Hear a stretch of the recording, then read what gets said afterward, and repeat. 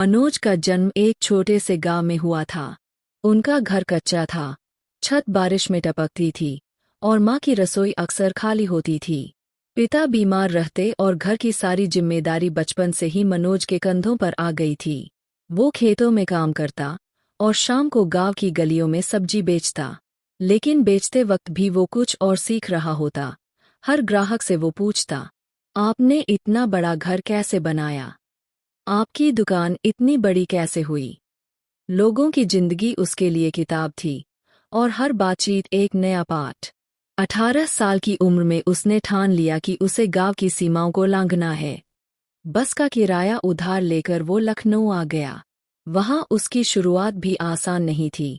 वह सड़क किनारे प्याज बेचता था। धूप में खड़े रहना, कड़ाके की ठंड में ठिठुरना और बारिश में भीगना उसकी रोजमर्रा का हिस्सा था। लेकिन मनोज के अंदर एक जिज्ञासा थी। वो हर ग्राहक की बातें ध्यान से सुनता। उसे एक बात धीरे धीरे समझ आने लगी, लोग सब्जियां नहीं, सुविधा खरीदना चाहते हैं। उसने अपने थोड़े से बचाए पैसों से एक पुरानी स्कूटर खरीदी और उस पर एक कागज चिपकाया, प्याजवेल भैया, घर बैठे सब्जियां। अब वो लोगों के घर जाकर सब्जियां देने लगा। शुरुआत मोहल्ले के कुछ घरों से हुई, फिर 10, फिर 50, फिर 100 और सब बोलने लगे, प्याज वाले भैया तो अब हीरो बन गए हैं। धीरे धीरे वो एक स्कूटर से 5 तक पहुंच गया। हर दिन नए ग्राहक जुड़ते गए। मनोज ने हर ऑर्डर की डिलीवरी खुद की, हर शिकायत खुद सुनी और हर गलती से सीखा। 3 साल बाद उसने एक ऐप बनवाया, फ्रेश गाड़ी। अब लोग मोबाइल पर सब्जियां मंगाने लगे और किसान सीधे उससे जुड़ने लगे। कोई बिचौलिया नहीं, कोई एक्स्ट्रा खर्च नहीं। ग्राहक को ताजा सामान और किसान को सही दाम। बड़ी कंपनियां और निवेशक उसका मॉडल देखकर प्रभावित हुए और उसे निवेश देने लगे। आज उसके पास 200 से ज्यादा डिलीवरी बाइक्स है, 500 किसान उसके साथ जुड़े हैं और उसका बिजनेस करोड़ों में है। लेकिन मनोज आज भी अपने ऑफिस में एक कोने में प्याज की वही पुरानी टोकरियां रखता है, याद के तौर पर। वो कहता है, मैं वही हूँ जिसने कभी सड़क पर प्याज बेचे थे। फर्क सिर्फ सोच का है। सीख, जो काम सबको छोटा लगता है वही किसी की सबसे बड़ी ताकत बन सकता है, अगर इरादे सच्चे हों। शुरुआत छोटी हो सकती है, लेकिन सपना बड़ा होना चाहिए। और जो जमीन से जुड़ा होता है वही एक दिन सबसे ऊपर उठता है। जिंदगी में जीतने के लिए हारना जरूरी है। बहुत समय पहले की बात है। एक छोटा सा गांव था, हरियाली से घिरा, शांत और सुकून देने वाला। उसी गांव में एक लड़का रहता था, अर्जुन। अर्जुन बचपन से ही बड़ा सपना देखने वाला बच्चा था। वह चाहता था कि एक दिन उसका नाम पूरे देश में लिया जाए, पर उसके जीवन का सफर आसान नहीं था। अर्जुन को खेलों में गहरी दिलचस्पी थी, खासकर दौड़ने में। उसका सपना था कि वह एक दिन राष्ट्रीय स्तर का धावक बने। गांव के छोटे से मैदान से उसने अपनी दौड़ की शुरुआत की थी, बिना जूतों के, धूल भरी जमीन पर। लेकिन हौसले इतने ऊंचे थे कि उसे कभी अपनी परिस्थितियों से शिकायत नहीं रही। एक दिन गांव में एक बड़ी दौड़ का आयोजन हुआ, जिसमें जिले भर से बच्चे आए थे। अर्जुन ने भी भाग लिया। उसने पूरी जान लगा दी, पर जब दौड़ खत्म हुई तो वह चौथे स्थान पर रहा। जीतने वाला पुरस्कार बस पहले 3 विजेताओं को दिया जाना था। अर्जुन की आंखों में आंसू आ गए। भीड़ में खड़े उसके पिता ने देखा, मगर मुस्कुराते हुए पास आए और कंधे पर हाथ रखकर कहा, बेटा, हार से मत घबराओ। हार तो एक दर्पण है जो तुम्हें तुम्हारी कमियां दिखाता है, और कमियां जानकर ही असली जीत की तैयारी होती है। अर्जुन ने सिर झुका लिया, पर उस दिन पहली बार उसे एहसास हुआ कि हार कोई अंत नहीं है, बल्कि एक शुरुआत है। उसके बाद अर्जुन ने खुद को बदलना शुरू किया। वह रोज सुबह सूरज उगने से पहले उठता, नंगे पांव मैदान में दौड़ता, अपने खान पान का ध्यान रखता और दिन के हर घंटे को अपनी ताकत बढ़ाने में लगाता। उसने खुद से एक वादा कर लिया था, मैं हार को अपनी ताकत बनाऊंगा। लेकिन सफर आसान नहीं था। अगली कई प्रतियोगिताओं में भी वह कभी तीसरे कभी चौथे नंबर पर आता। हर हार के बाद लोग उसका मजाक उड़ाते, अरे छोड़ दे ये सपना, ये तेरे बस की बात नहीं। लेकिन अर्जुन ने सबकी बातों को अनसुना किया। वह जानता था कि हर हार उसके अंदर कुछ नया सीखा रही है। हर गिरावट के बाद वह और मजबूत होकर उठता। फिर एक दिन वह मौका आया जिसका उसे बरसों से इंतजार था। जिले का सबसे बड़ा स्पर्धा, जहां विजेता को सीधे राज्य स्तर की प्रतियोगिता में भेजा जाना था। अर्जुन ने खुद को पूरी तरह झोंक दिया। जब दौड़ शुरू हुई तो वह पूरे आत्मविश्वास के साथ दौड़ा। उसने अपनी सांसों को काबू में रखा, अपने कदमों को जमीन से बात करते हुए आगे बढ़ाया, और इस बार जैसे ही फिनिशिंग लाइन आई, अर्जुन सबसे पहले उस पर पहुंचा। पूरा मैदान तालियों से गूंज उठा। भीड़ में उसके पिता की आंखें नम थीं। अर्जुन के चेहरे पर खुशी के आंसू थे।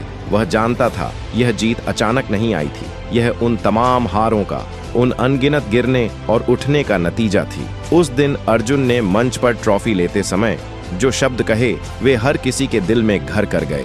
अगर मैं कभी हारता नहीं तो मैं कभी जीतने की कीमत नहीं समझता। जिंदगी में जीतने के लिए हारना जरूरी है, क्योंकि हार ही हमें हमारी असली ताकत दिखाती है। हार से डरना नहीं चाहिए। हार एक सबक है, एक मौका है खुद को सुधारने का, निखारने का। जो लोग हार से घबरा कर बैठ जाते हैं वे कभी आगे नहीं बढ़ते, लेकिन जो हार को गले लगाकर फिर से खड़े होते हैं वही इतिहास बनाते हैं। जीवन में याद रखो, हर हार तुम्हें थोड़ा और नजदीक लाती है तुम्हारी सबसे बड़ी जीत के। गांव की संकरी गलियों में धूल उड़ती थी। मिट्टी की दीवारों से टिकी जर्जर झोपड़ियों में जिंदगी सांस लेती थी, और उन्हीं में से एक झोपड़ी में जन्मा था रघु। माँ खेतों में मजदूरी करती थी, और पिता का साया तो रघु ने कभी देखा ही नहीं। गांव वालों के लिए वह बस बिन बाप का लड़का था, लेकिन माँ के लिए वह पूरी दुनिया। रघु की उम्र जब 7 साल की हुई, तब से ही उसने जिम्मेदारियों का स्वाद चख लिया था। स्कूल जाता तो था, लेकिन दोपहर तक स्कूल के पीछे बने बाग में वह आम बीनने में लग जाता, जिन्हें बेचकर शाम को माँ के लिए थोड़ा राशन ले आता। कई बार तो बिना खाए ही सो जाता, लेकिन आंखों में एक चमक थी, कुछ बनने की, कुछ कर दिखाने की। गांव में एक बड़ा जमींदार था, ठाकुर जय सिंह। उसकी हवेली में एक पुराना रेडियो रखा था, जिससे हर शाम गांव भर में खबरें और पुराने गाने गूंजते थे। रघु घंटों खड़ा होकर उस रेडियो को सुनता, और फिर वही खबरें शाम को माँ को दोहराता। माँ कहती, तेरे अंदर कुछ बात है रघु, तू एक दिन बड़ा आदमी बनेगा। ये बात रघु के दिल में बैठ गई। जब वह 14 का हुआ, माँ की तबीयत बिगड़ने लगी। इलाज के पैसे नहीं थे, और गांव के डॉक्टर ने हाथ खड़े कर दिए। माँ की मौत रघु के लिए जैसे पूरी दुनिया का अंत थी। लेकिन उसी दिन उसने खुद से एक वादा किया, अब नहीं रुकूंगा, चाहे कुछ भी हो जाए। रघु ने गांव छोड़ दिया। जेब में सिर्फ 50 रुपए और माँ की पुरानी साड़ी का एक टुकड़ा था। वह बस में बैठकर शहर आ गया, मुंबई। शहर ने उसका स्वागत गालियों और धक्कों से किया। पहले दिन ही उसका पैसा चोर उठा ले गया।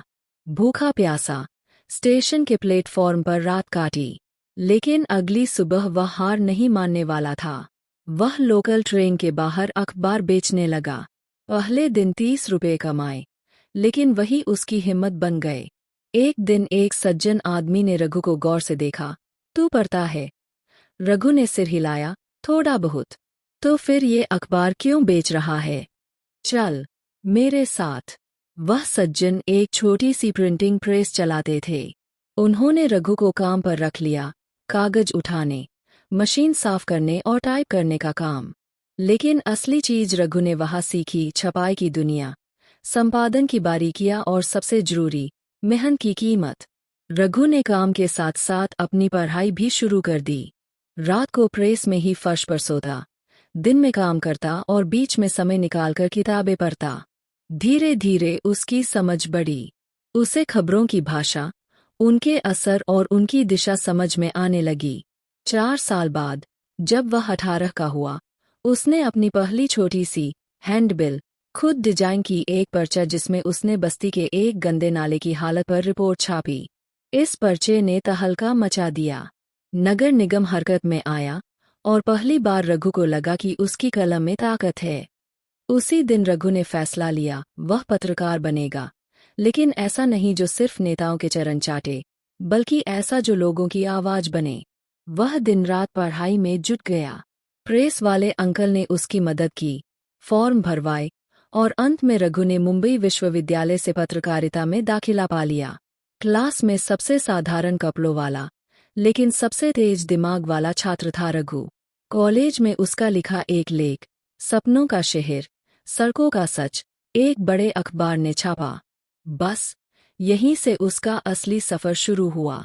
पहले उसे एक लोकल रिपोर्टर की नौकरी मिली, झुग्गी बस्तियों की खबरें कवर करनी होती। लेकिन रघु को यही पसंद था।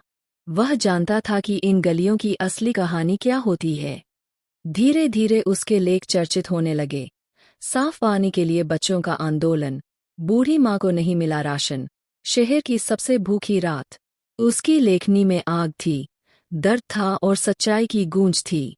एक दिन उसका इंटरव्यू टीवी पर चला। एक रिपोर्टर, जो खुद एक झोपड़ी से आया, रातों रात वह वायरल हो गया। कुछ साल बाद उसने खुद का एक डिजिटल न्यूज पोर्टल शुरू किया, नाम रखा जन की बात। ये पोर्टल सिर्फ उन खबरों को दिखाता जो बड़े मीडिया हाउस नज़रअंदाज करते थे। गांवों की पीड़ा, गरीबों की आवाज़, असहायों की लड़ाई। शुरुआत में पैसे नहीं थे, लेकिन रघु ने हार नहीं मानी। उसने सोशल मीडिया का सहारा लिया, फंडिंग जुटाई और धीरे धीरे जन की बात एक जन आंदोलन बन गया। उसे अवार्ड मिले, टेड टॉक में बुलाया गया और अंततः भारत के प्रधानमंत्री ने एक सम्मेलन में उसका नाम लेकर कहा, ये है असली भारत की आवाज। रघु जैसे लोग देश का भविष्य है।